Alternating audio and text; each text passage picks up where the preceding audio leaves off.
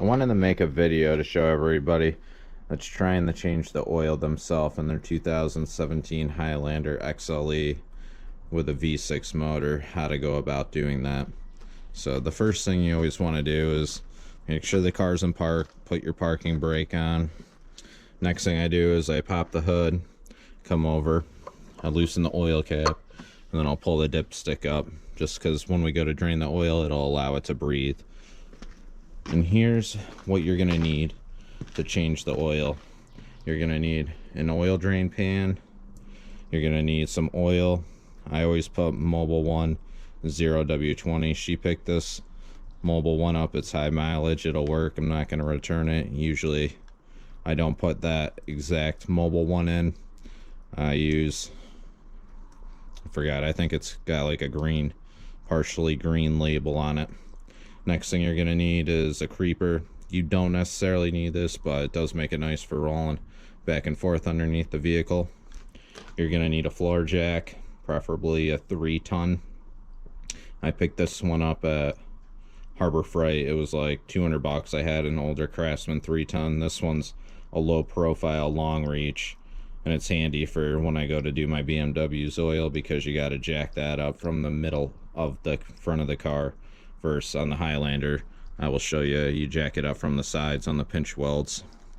The next thing you're going to need is one of these special Toyota, let's see if this will focus, it says TOY 640 oil filter removal tools, and it uses a 23 millimeter socket. I just put it on a Cobalt 1/2-inch ratchet. You're going to need a 14 millimeter wrench to be able to remove the oil drain plug, and then to drain the oil from the filter prior to removing the filter, it has a square 3/8 style little metal part that screws in. You remove that, and the oil filter comes with a plastic piece that you snap in or screw in that'll allow you to drain the filter prior to removing it, so you don't make a mess. So you just put one of these on a 3/8 ratchet, makes it easy. You remove it, then you can pop it back in with a new O-ring that the oil filter comes with. So let's get started. So here we are with the car fully jacked up on jack stands. It's one thing you always want to do, is have a set of jack stands underneath the car. Never solely rely on a floor jack or a bottle jack or any type of jack, because I have had one let go before. And what I like to do, so I don't tear my driveway up, is I'll get a piece of particle board like you see here, and I'll put it underneath the jack stand. And to not tear up the pinch welds, you can order on Amazon these little rubber boots that go over top. Sorry, it's not the best lighting under here, but you have a pinch weld that runs right here next to the rocker panel, and you just put your jack right there, put it as close to the front wheel as possible, and that would be how you do that. And just, I put the jack, I don't know, a little bit before the door handle when I go to lift, so then I can put my jack stand up in front of it. And with the Highlander already sitting up kind of high, my jack stand's already at full height, which will be high enough to get underneath there on the creeper and change the oil without any issues. And one trick you can do to not destroy and bend over the pinch welds is on your floor jack, if that's what you're using, get a rubber hockey puck, Walmart, Target, wherever, and use that in case it doesn't have a metal pad. I know my Craftsman one didn't have a metal pad, so that's how I ended up with the hockey puck.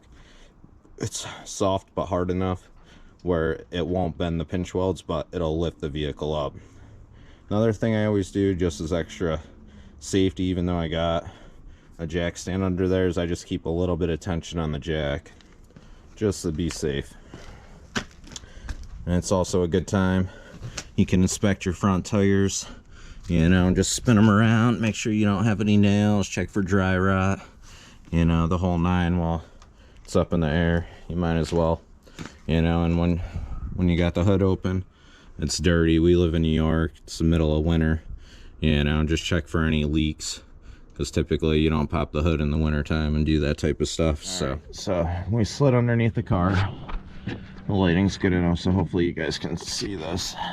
This is going to be your oil filter. We'll do this after we drain the oil out of the oil pan, but here is that square 3/8 where you're going to use the 3/8 extension. You'll pull that out after you drain the oil pan. You'll push in the little plastic thing that comes with the oil filter. It'll drain the oil out of here. Then you'll put that back in place, and we'll use that circular tool I was telling you that you'll have to order from Amazon. They're like $25 to put on here, and use the 1/2-inch ratchet with the 23mm socket to loosen this. So that's the only way that you're going to be able to get that off. And then back here is your oil pan. Again, your oil drain bolt. Use a 14mm. Make sure that you don't over torque it. I don't have the torque specs. I just set it hand tight. So if you want to do it the right way, actually you can look up the torque specs. I'm not going to even tell you what I think they are because I don't have any idea, but make sure that you don't over tighten this. You do not want to strip this.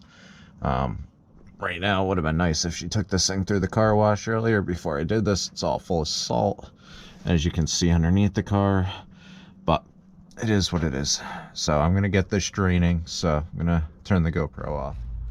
Yep, so we got the oil draining. Let that drain until you just get a little drip drip.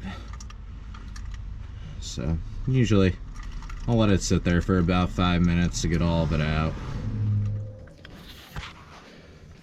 Alright, so we're back under here. We're going to take our 3/8 extension and we're going to put it into that. We will back this out. Just as a heads up, a little bit of oil will come out of here. So I'm trying to do this the best I can, holding the GoPro. And I always keep a paper towel down here with me. I don't have any gloves today, so if I get a little oil in my hand, I just wipe it off quick.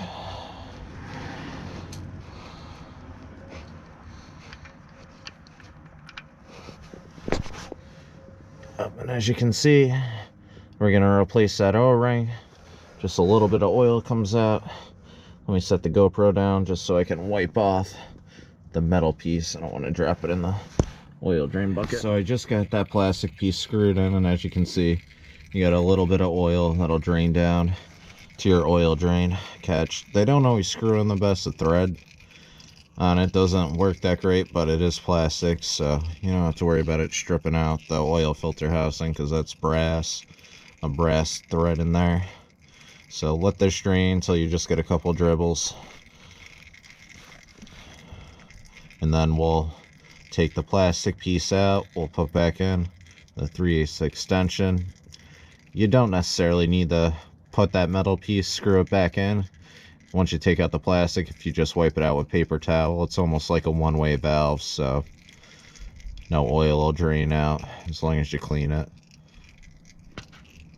So I just got that plastic piece screwed in, and as you can see, you got a little bit of oil that'll drain down to your oil drain catch. They don't always screw in the best. The thread on it doesn't work that great, but it is plastic, so you don't have to worry about it stripping out the oil filter housing, because that's brass, a brass thread in there. So let this drain until you just get a couple dribbles, and then we'll take the plastic piece out. We'll put back in the 3/8 extension. You don't necessarily need to put that metal piece, screw it back in.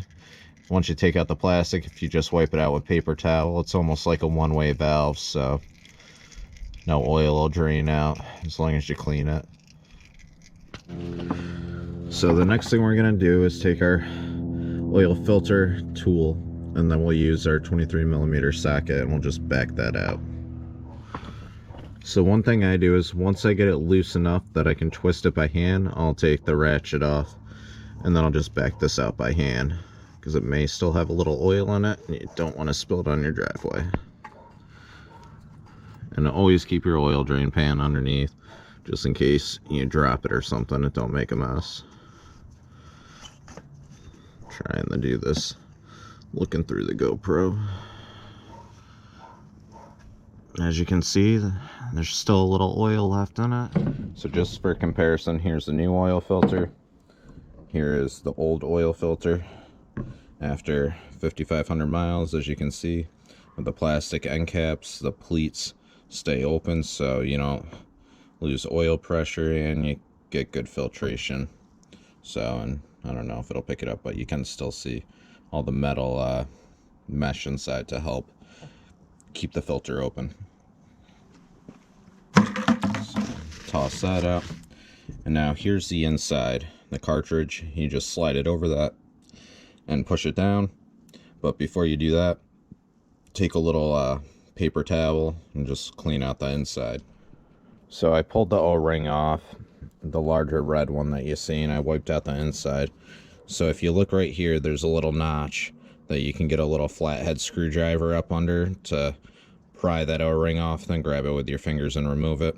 The other thing that tends to happen is the O-ring, or not the O-ring, the filter removal tool, I'll get stuck on that. So I just take my 3/8 ratchet with the extension and I just give it a couple gentle taps around the side of it and it'll pop right off.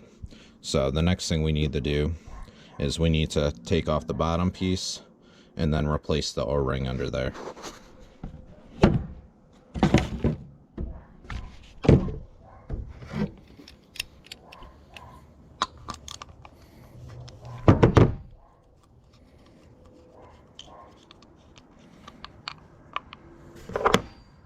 So there you can see the O-ring.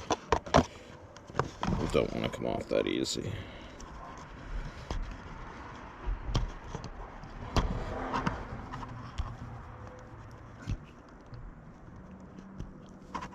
Yep, and then we'll just grab some paper towel, we'll wipe that off. So we'll just clean this out so when we go to put our new O-ring in, it's all nice and clean. And as you can see, I call it a one-way valve, maybe it's not, but I know you need the tool to push that open, so it's, to me that would be a one-way valve or a check valve. Yep, so that's clean enough. And then what I'm going to do off camera is take these O-rings and just wipe a little clean oil on them. We'll set it there, and then we'll take this, which I'll have to wipe off again, and screw it back on. Alright, so we got the O-ring on, got the O-ring inside on. Now we're going to snap.